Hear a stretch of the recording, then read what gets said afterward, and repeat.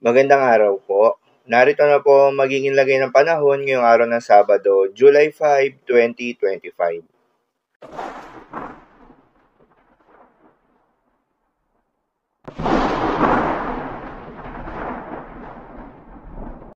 Sa kasalukuyan na ayon sa pag-asa, si Bagyong Bising nga ay mas lumakas pa bilang isang tropical storm at nakakaapekto pa rin yung trough or extension nito sa may extreme northern Luzon dahil dito ay asahan yung maulap na kalangitan na may kalat-kalat na mga pagulan at thunderstorms.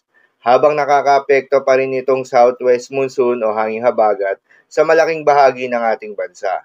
Dahil dito ay asahan naman yung maulap na kalangitan na may paminsan-minsang mga pagulan. Samantala, itong si Bagyong Bising nga ay nakalabas na ng Philippine Area of Responsibility kahapon ng hapon, huli itong namataan sa layong 405 kilometers west-northwest ng Calayan, Cagayan. Mas lumakas pa nga ito bilang isang tropical storm na taglay ang lakas ng hangin na umaabot sa 65 kilometers per hour malapit sa gitna at pagbugso na umaabot sa 80 kilometers per hour. Kumikilos pa west-northwestward sa bilis na 10 kilometers per hour.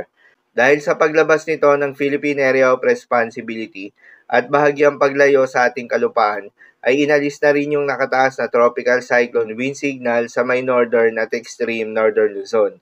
Hindi naman inaalis ang tsansang muli itong bumalik at pumasok ng Philippine Area of Responsibility sa araw ng Linggo o Lunes.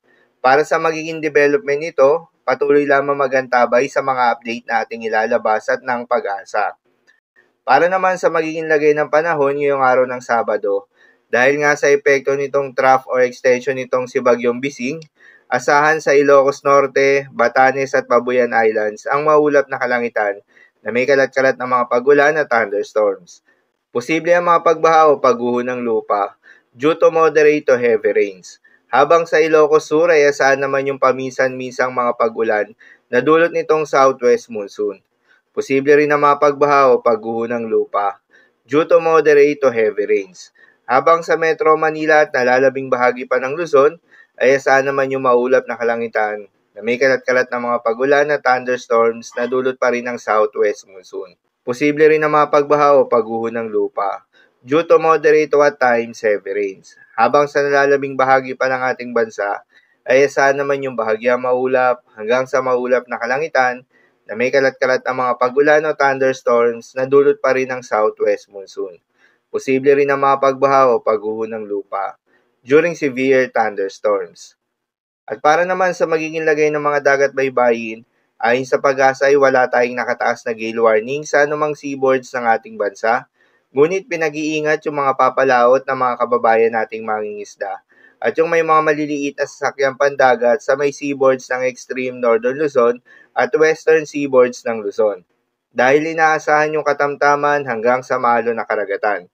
At sa nalalabing seaboards pa nga ng ating bansa, ay asahan naman yung banayad hanggang sa katamtaman ng mga pag-alon, ngunit iba yung pag-iingat pa rin, lalo na kung meron tayong offshore thunderstorms activity. Asahan yung paglakas ng hangin at kaakibat nito ay pagtaas rin ng mga pag-alon. So, yun lamang po para sa lagay ng panahon ngayong araw ng Sabado. Keep safe, everyone.